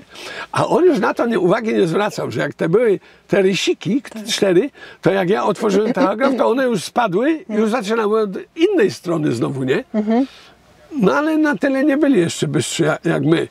No i wszystko było w porządku, mówi, że mogę jechać, nie? No i zajechałem na parking, to jeszcze tam z 2 godziny trwało, no i wie pani, wjeżdżam na ten parking turecki, bo myśmy tylko tak stawali na takich parkingach, owszem, płaciliśmy, ale to było bezpieczne, że nas nikt tam nie oszabruje, nie okradzie, nie pourywa lampek czy coś tego. No i wjeżdżam na ten plac, patrzę, stoi tam 2 naszych jeszcze stoi, którzy wracali z Teheranu, tam parę Madziarów stało, parę Bułgarów i tego. I podjeżdżam do niego i tak jak tutaj siedząc, to on wychodzi dochodzi z tamtej strony, puka w drzwi, no otworzyłem mu, on mówi do mnie tak, a już jadł, to on jednak był co najmniej 15-20 minut, już był przede mną i mówi tak, Adaś, ty tam masz coś, wlej jednego, bo dzisiaj kuchnia, felek, taki jestem nerwowy. A ja mówię, słuchaj no, zamykaj te drzwi, wychodź mi z kabiny, won mówię, bo wie pani co, tyle mu pomogłem, to on nie mógł zostać pomału jechać, żeby razem ze mną jechać i jeszcze, żeby powiedział, Adam, chodź, już mam herbatę, weź tylko żyr i flaszeczkę i zapraszam do mnie. Nie było tego. Więc jak on mnie tak potraktował, to ja mówię, zamykaj z tamtej strony drzwi. I już sam jechałem do Teheranu i wracałem i po prostu ja sobie dawałem radę, no można powiedzieć. No ale widzi pani, tacy u nas ludzie pracowali. I to, ja to mówię wszystko z pełną odpowiedzialnością i świadomością. Tak u nas było. Tak byli ludzie. Ale to jest ciekawe, bo zawsze się mówi, że dawniej taka była wielka solidarność w tym środowisku kierowców, że tak każdy za każdym, że tak było. No widzi pani, może tak rzeczywiście nie było, bo to ja po prostu mówię z życia. Owszem, jak ja jego potrzebowałem, żeby on mi chociaż towarzyszył, no to nie mógł on jechać wolniej? Przecież to nie musi jechać 8 czy 8,5, ale jedzie te 60 na godzinę, poświęci te 2-3 godziny jazdy, będzie się turlał, ale mam je zawsze widocznie. A jak mi by się coś stało, no to co? Ja sobie muszę sam radzić, prawda? A on pojechał zadowolony, bo powietrze miał, nie? I po prostu sobie pojechał. Także, wie pani, jak zwykle medal ma 2 strony. Taka jest prawda. I ja po prostu, jak jestem na spotkaniach czy gdzieś, ja to mówię po prostu, bo takie jest życie. Ja to przeszedłem i po prostu to nie jest tak, że dzisiaj, owszem, że dzisiaj bardziej może ludzie wykręcają głowy, jak patrzą, że ktoś coś potrzebuje tego. Nie, wtedy aż tak nie było, bo jak tego to, jak przejeżdżał, zatrzymał się, pomógł, nie? I tego, czy chociażby siedział w kabinie, bo jak to niekiedy było, starsi panowie byli, no ja tam wtedy miałem tam 30 parę lat, no ale już był tam koło 50, to wie pan, jak w takiej temperaturze, tak, on miał klimatyzację jeszcze, no to... Były klimatyzacje wtedy? Ale to mieli tylko wybrańcy. Okay. No. Tak, takie zwykłe kierowcy jak ja to nie miałem, ale wie pan, przeżyłem, no po prostu ja zawsze mówię, miałem trudności. Moi kierowcy, którzy z tej książki właśnie, tego już nikt nie żyje. Ostatnio właśnie zmarł 3 lata temu ten Władek Sawicki z Kędzierzyna. To był naprawdę super gość. Powiem, drugi taki jeszcze był Jacek Gątkiewicz z Bydgoszczy. Tak, można powiedzieć, dobry szofer, bardzo dobrze jechał w górach, nie miał problemów. A te resztę dziadów tak to po prostu, można powiedzieć, ile razy ich wciągały na góry. Zawsze mówili, że z przyczepą nikt nie chciałby jechać, bo przyczepa pod górę, jak tego ciągnie do tyłu, a jak z góry znowu pcha na dół, nie? No ale zawsze mówili, że z przyczepami to jeżdżą kierowcy, a tutaj to można powiedzieć, różni ludzie jeżdżą, no, nie radzący sobie, można powiedzieć, w danych warunkach. No i to się potwierdzało. I to był pana zestaw, tak? Tak, to był mój zestaw. No niech pan poopowiada coś o tym zestawie. No wie pani, to był silnik 8, 330 koni. Mocny był, a w szczególności on dobrze sobie radził jadąc z góry. Bo 8 cylindrów to jednak dużo trzymie, prawda? Volvo miały 6, to po prostu niestety z takim samym ładunkiem jak ja, to ja sobie mogłem pozwolić szybciej zjechać w dół, nie? Oni oczywiście, bo z przyczepami... Ciekawe, że pan mówi, że z góry, nie? A nie pod górę, nie? No pod górę Volvo miały tę samą moc. No. To one też szły dobrze. Ale z góry znowu to tutaj dwa cylindry dłużej, więcej, to po prostu one lepiej trzymały, nie? I samochód był ładowności 7 ton, a przyczepa była 16 ton. I pamięta pan długość zestawu? Nie. Nie. Tak właśnie, tak pan mówił, że jest proporcjonalnie i tak Ale właśnie wydaje, że od przyczepa jest taka długa, nie? Taka nie jak teraz są tandemy, tylko taka bardziej jak w naczepa.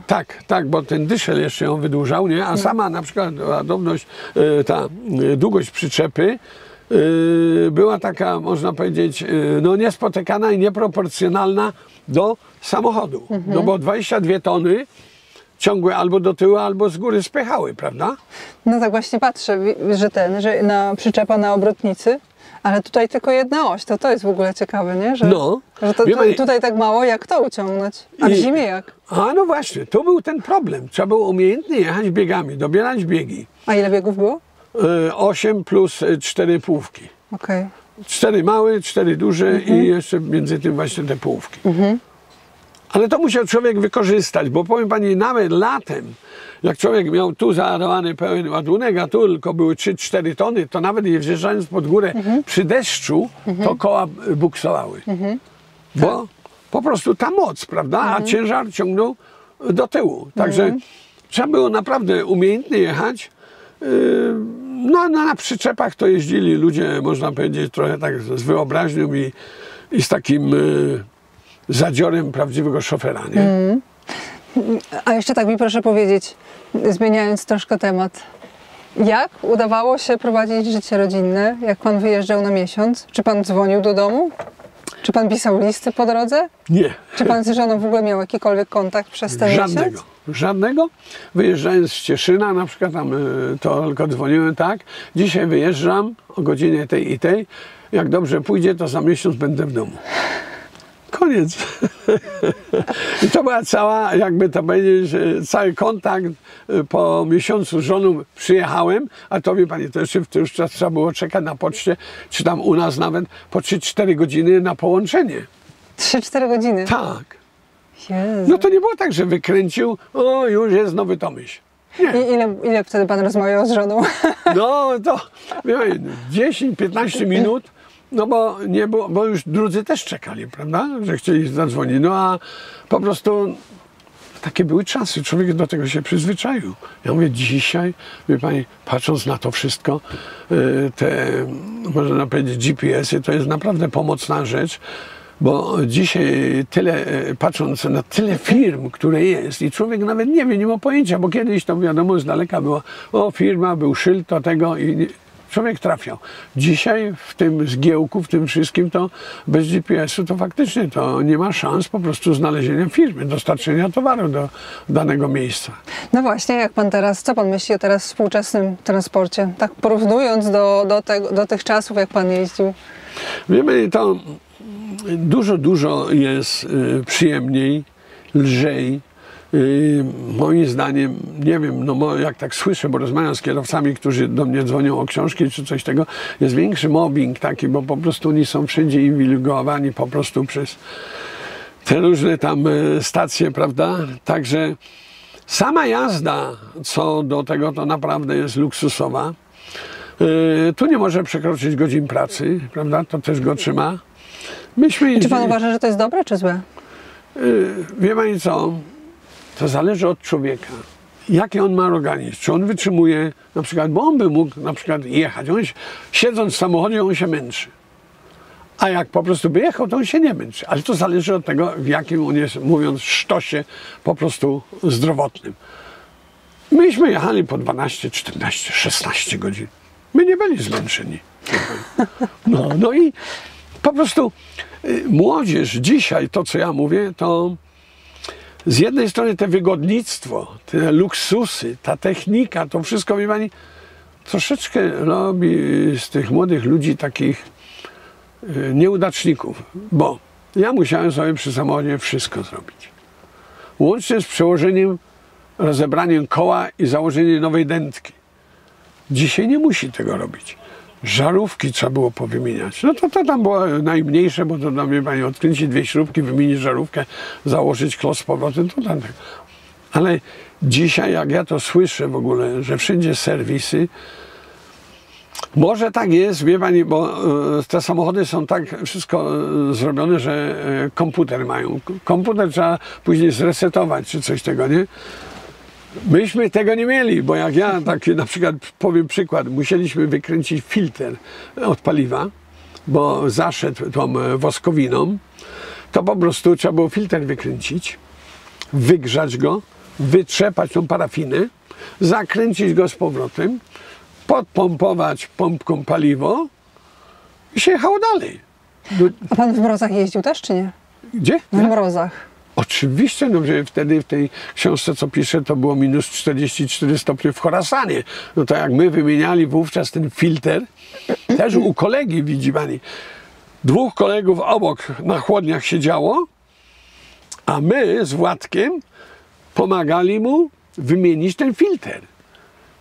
To w tej książce tam opisuję, jak to było. To wie pani, ja tam napisałem, że słowa marzły. Buzie były tak zmarznięte, że nie szło wypowiedzieć słowa. A tu trzeba było filtr odkręcić, kabinę by tylko na pół podnieśli, podgrzewając jeszcze cybuchem, żeby przepompować tą pompką ten olej, zapierając jeszcze jakby to jest taki łomem, żeby ta kabina nie spadła czasami na dół, a my jeden pod spodem leżał samochodem, a drugi na przykład z wierzchu. I to nie szło tak dojść, tego filtra wykręcić tak lekko. Musieliby wbić taki łom długi i tak pomalutku, znowu wbijając pomalutku, żeśmy go odkręcili, zluzowali. Dobrze, że on miał wtedy drugi zapasowy filtr, więc założyliśmy go. Potem jeszcze nie szło, jakby to powiedzieć, przepompować tego powietrza, tego oleju. Założyliśmy wąż bezpośrednio do zbiornika, nie? A pod spodem, pod zbiornikami stały takie duże kubły 20-litrowe z olejem, paliły się, żeby nam nie zamarzł tego olej, nie? I to żeśmy robili w tym mrozie. To wie pani, godzinę czasu odpalił ten silnik, a przed nami jakieś 2 tygodnie stała renówka, 2 tygodnie tam, ponieważ nie mogli w 4 akumulatory odpalić. Wszystko zamarznięte. A ludzie? A ludzie, no tam była taka można powiedzieć, kanciapa mała tego tureckiego biznesmena, co tą ropę tankował, no i stał na środku taki, może był tak 3 razy dłuższy jak to, na środku stał taki kubuś, jak to się mówi, żelazny, piecyk, tam się paliło, no i tam można było się trochę ugrzać, nie? No ale jeszcze jak samochody, które chodziły, no to my nie mieli wówczas debasta. Tylko my mieli to wszystko od nagrzewnicy, nie? No, a ja na przykład tej nagrzewnicy, jak mi się ten silnik spalił, no to nie miałem w ogóle, to jechałem, na dworze było minus 35, 37, to ja w kabinie mogłem mieć tam z 25 mrozu. No ale, tak jak mówię zawsze, no przeżyłem, jeszcze żyję. Po prostu, no. Ale powiem panu, że w Ameryce takie auta cały czas jeżdżą, w sensie, że nowe, ale też właśnie bez ogrzewania postojowego. Ja jak tam jeździłam na lodowych szlekach, to skrzynia niesynchronizowana, tak jak pan mówił. I też jak silnik odpalony odpalony przy wyjeździe z miasta, tak zgaszony na wiosnę. Tak no, samo. Rzeczywiście, to myśmy w ten czas mieli w Istambule, myśmy ostatnio zapalili, nie? I dopiero w Teheranie po 10 dniach my zgasili. No ale to, co to pani właśnie mówi, to taka była rzeczywistość i po prostu tak trzeba było robić to, bo inaczej by się tego samochodu nie odpaliło.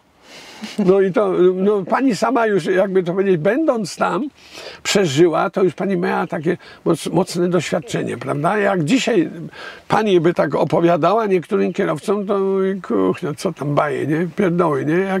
Jak to zwykle. No ale ja zawsze mówię, ludzie, którzy przeżyli, tak jak pani między innymi jeździła i to wszystko, no jaki ma pani sens mówić inaczej?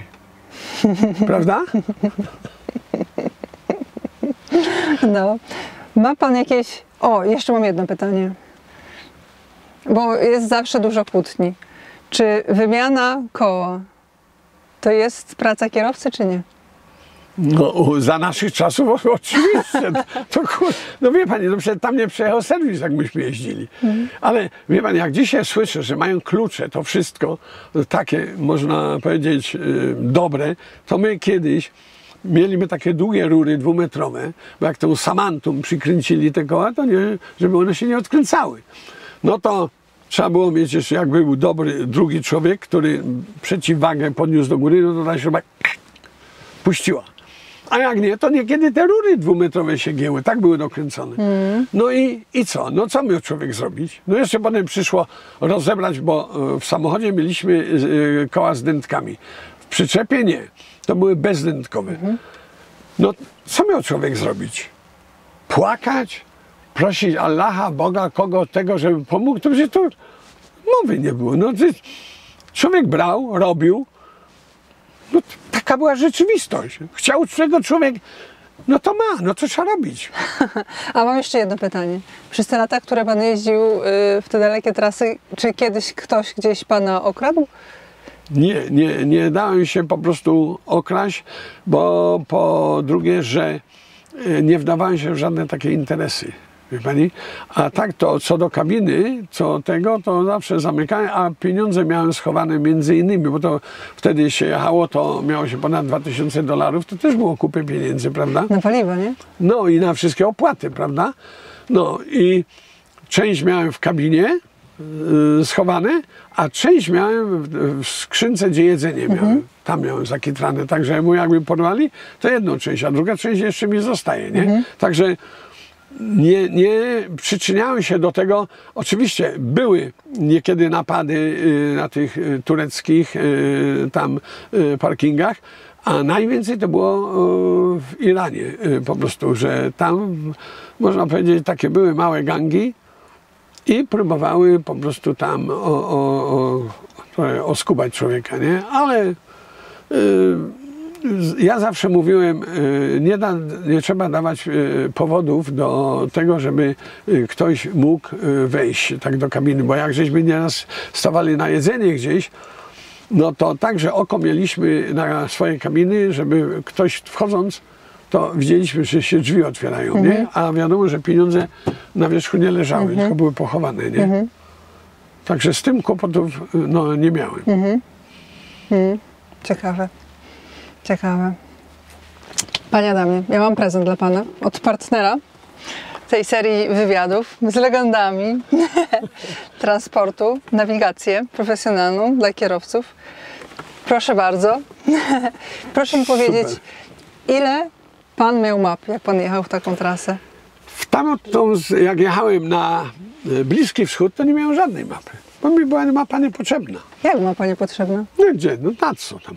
Człowiek się orientował po słońcu, po górach, po gwiazdach, jak to się mówi, i się jechało. Po słońcu, po górach i po gwiazdach? No jak? No jak żeglarz. No wie pani, no a po co mi ta mapa była w Teheranie czy co tego? No ja patrzyłem po prostu tak, a tam są góry, tam z tej strony jest lotnisko, samoloty lądują w tą stronę, na przykład z tej strony, tu startują, no to więc ja musiałem tak wybrać, wypośrodkować, gdzie jest mój urząd celny. I to potem orientowałem się po budynkach, czy po jakichś innych tam takich szczegółach.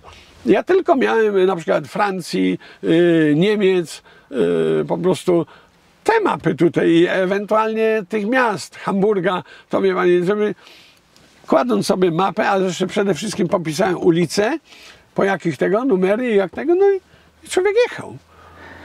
No dzisiaj mówię pani, ja jak tak nieraz jadę, to do żony nieraz mówię, ja jestem naprawdę trochę zdziwiony tym, że myśmy wtedy mieli taką orientację, że myśmy bez tych map jeździli i myśmy te nasze urzędy i tych naszych odbiorców, jeszcze naszych odbiorców to było jeszcze niekiedy pół biedy, bo siadał taki Pers do samochodu i prowadził do rozładunku. Ale od rozładunku to już na swój urząd trzeba było samemu trafić. No to wie pani, no to już człowiek mało wiele musiał patrzeć, gdzie, którędy, jak przejeżdża, co jest tu charakterystyczne, nie? No i tak po prostu się jechało, no i się dojeżdżało. Ja nieraz tak mówię do małżonki, że ja się dziwię, jak ja nieraz w nocy w Teheranie znalazłem, a było 5 urzędów. celnych. I ja na ten swój trafiłem. Ja mówię, kurczę, jak ten umysł człowieka działał, nie? Wyrabia się intuicja, prawda? No, bardzo. Ja pamiętam właśnie, jak robiłam pierwszą trasę do Hiszpanii i dostałam stację, gdzie mam zatankować, ale w mieście. I ona była w centrum. I miałam tą książkę całą IDS-owską i tam była taka mapa, ale schematyczna, nie? Nawigacji dla ciężarówek wtedy nie miałam jeszcze i za nic nie mogłam tego znaleźć. I już po prostu wyjeździłam chyba z godzinę czasu tam i z powrotem i nie mogłam dalej tego znaleźć. I stanęłam na poboczu, już mi się czas pracy skończył. Musiałam pauzę zrobić, 45 minut. I tak po prostu stanęłam, byłam taka po prostu wściekła. Miałam ciastka, po prostu zjadłam tyle tych ciastek już z tych nerwów, bo już po prostu, już nie miałam już nie wiedziałam, nie miałam pomysłu co zrobić. I nikt w ogóle nie znał tej stacji. Wszystkie te większe stacje dla ciężarówek były bardziej gdzieś tam przy zjazdach, a ta była w centrum. I nikt nie wiedział, o którą mi chodzi, tylko mi jakieś tam mapy rysowali i tak dalej, ci Hiszpanie, ja po hiszpańsku nic, no ale nic, w końcu gdzieś tam znalazłam, pod jakieś zakazy pojechałam, znalazłam, a tam była wielka stacja, z wielkim parkingiem i później tam, no ale chodzi mi o to, że wtedy pamiętam, pierwszy raz poczułam, że to człowiek już zaczyna słuchać siebie, nie? No. Tak kierowca jedzie, to po prostu uczy się słuchać tej swojej intuicji. Właśnie, to jest to i to się wyrabia, bo ja nieraz tak rozmawiając z tymi ludźmi, z tymi Arabami, to nieraz od gadania ręce bolały, bo na tym pustyni trzeba było rysować mało wiele. On tam mówił po swojemu, ja po swojemu. No ale mniej więcej człowiek wyczuwał intencje. No i tak mówię, no człowiek, krótko mówiąc, musiał mieć człowiek taką pewną wyobraźnię. I po prostu to była taka podstawa, ale zdrowa wyobraźnia, że po prostu człowiek trafiał. Panie Adamie, to kiedy ta druga książka? Książka. Chcę ją właśnie w tym roku wydać, ponieważ ja już miałem wydać ją 2 albo 3 lata temu. No ale nie mogę się zabrać za to pisanie. Wie pani, ja mam tyle takich różnych obowiązków. Między innymi też jestem jeszcze radnym w powiecie, nie? A radnym to już jestem ponad 20 lat i stale są jakieś obowiązki. Syn ma zakład, to wie pani, człowiek i tu, i tam, a że człowiek potrafi mało wiele zorganizować, zrobić, dzień za krótki. To my tutaj potrzebujemy takiego jeszcze dodatkowej zachęty od widzów w komentarzach.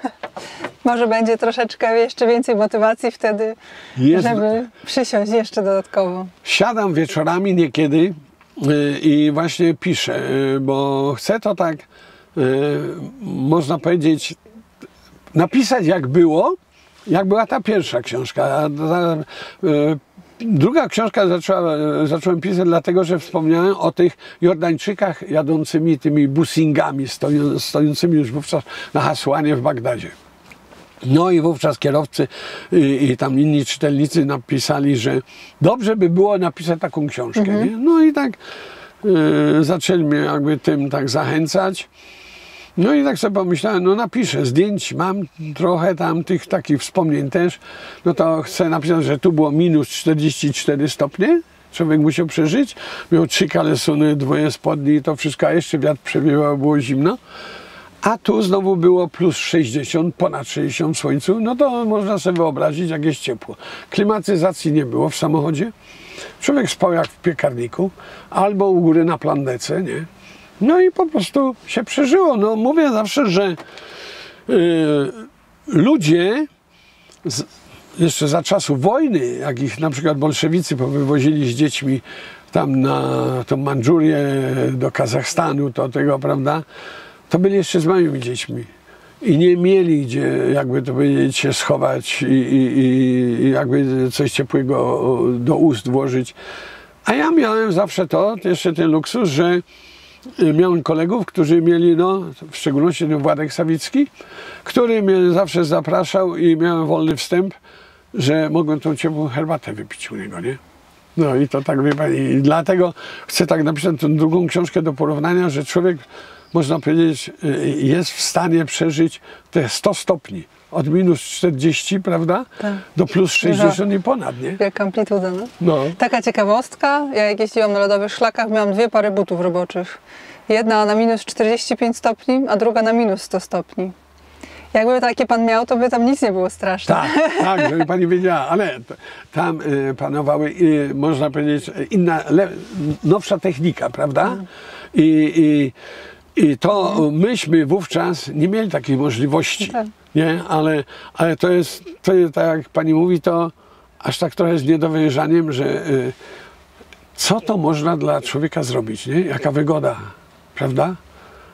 A jak człowiek nie ma, ja tak patrzę, nieraz ci ludzie w tych surowych warunkach bytu, takie życiowych, jak to niekiedy tam ci tureccy czy irańscy, a w szczególności tureccy w tych górach tam Erzurum, Erzikan, to gdzie tam nieraz były te trzęsienie ziemi takie, jakie oni mają tam warunki, po prostu te życiowe, a jeszcze na tych wioskach, gdzie stoją te kopce takie z tymi, można powiedzieć, tym łajnem po prostu urabianym latem przez kobiety, takie placki suszone na słońcu, później układane w takie stożki duże, nie?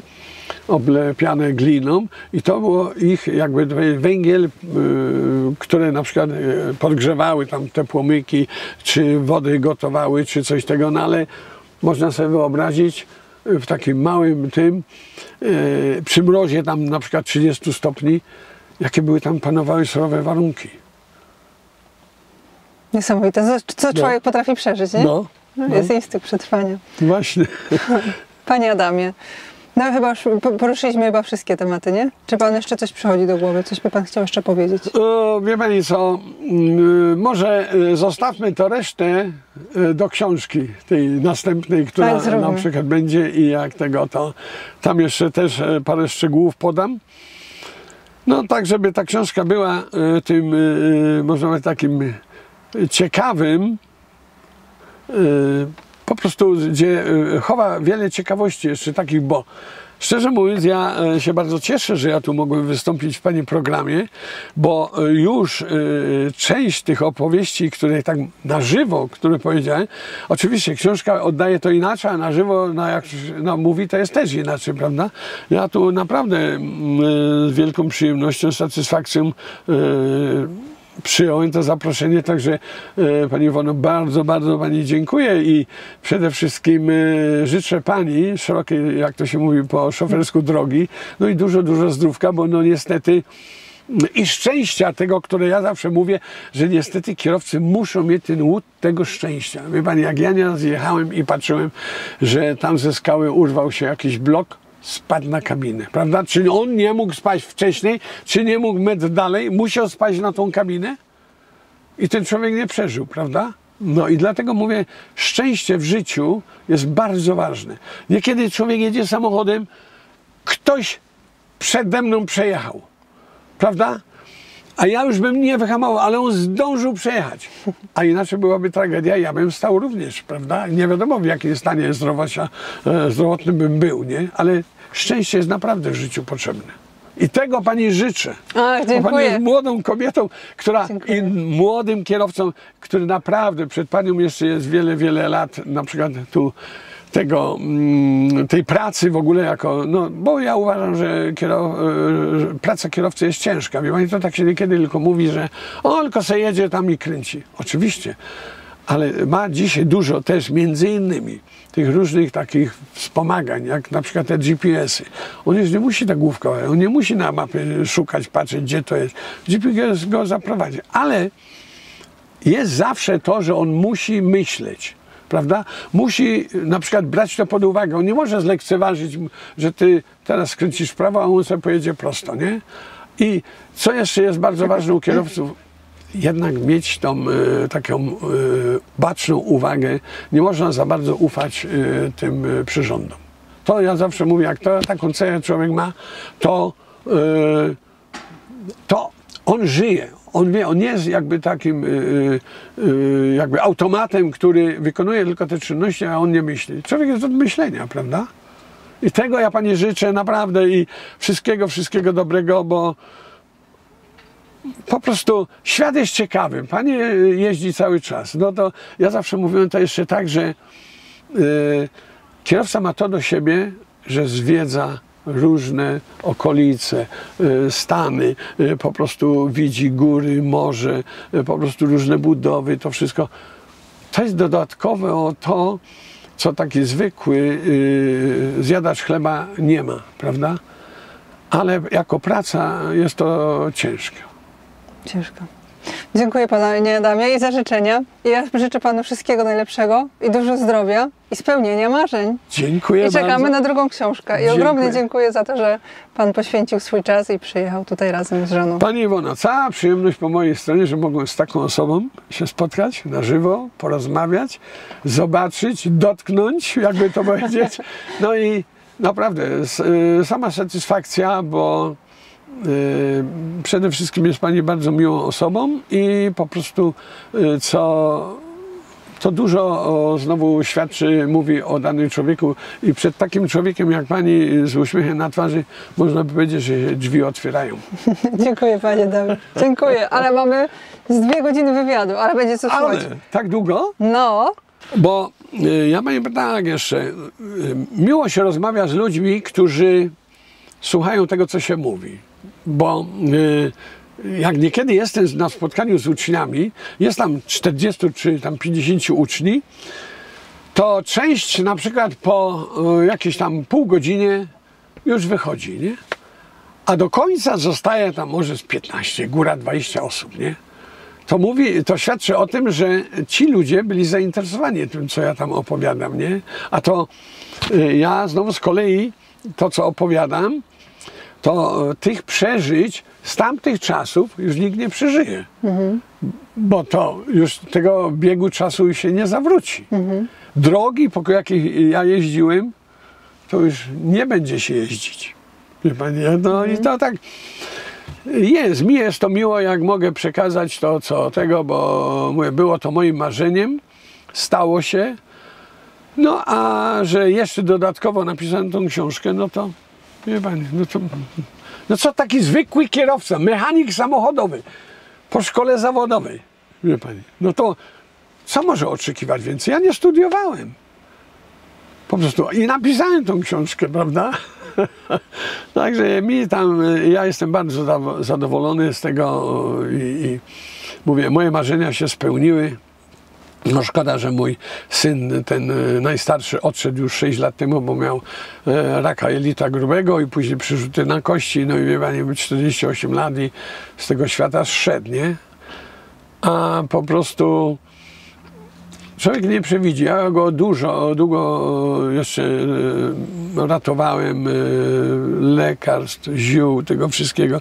Bo wówczas, jak wydałem tą książkę, to te pieniądze, wie Pani, dużo spływało. Jak się sprzedawało książek po 30-40 dziennie, no to były pieniądze, prawda? Także dużo zainwestowałem w to, ale nie żałowałem, bo 2 lata go dłużej przetrzymałem, nie? Ale no niestety choroba jest niekiedy silniejsza i to, co się widzi ogólnie po ludziach, jak ludzie odchodzą, to w bardzo młodych wieku odchodzą, prawda? No i nie ma na to siły i są ludzie bogaci, którzy mają pieniądze i też muszą zejść z tego świata, nie? Także człowiek musi się z tym pogodzić. No żal jest, ale co zrobić? Tak mówią, jedyna pewna rzecz w tym życiu to śmierć i podatki. No podatki oczywiście, no i śmierć tak samo, wie Pani, bo szczerze mówiąc, to ludzie niekiedy, ja tak patrzę na młodych ludzi, to tak jakby mieli 100 lat żyć w dobrobycie, w zdrowiu. Tak nie jest. Dzisiaj jak tak człowiek widzi, ile młodych ludzi tak szybko odchodzi. Po 40, po 50, po 60 lat. Pani, ja już mam 79 lat, no to... 79 ile? 79. Poważnie? No. No Pan nie wygląda, ani się nie zachowuje na 79 lat.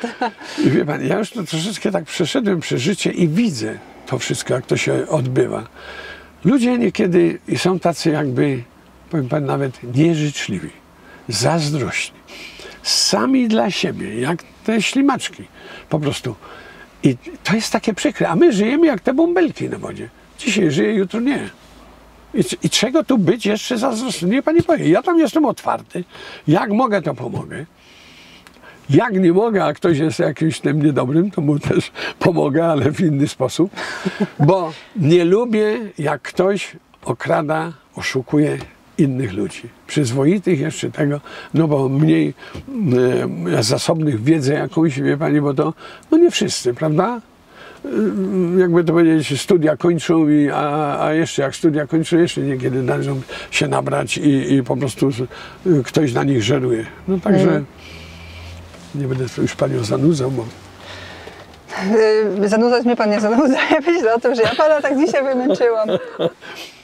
Nie, mi jest naprawdę no, przyjemnie i z dużą przyjemnością i satysfakcją dzięki pani właśnie do tego, że to jeszcze ukaże się na YouTubie.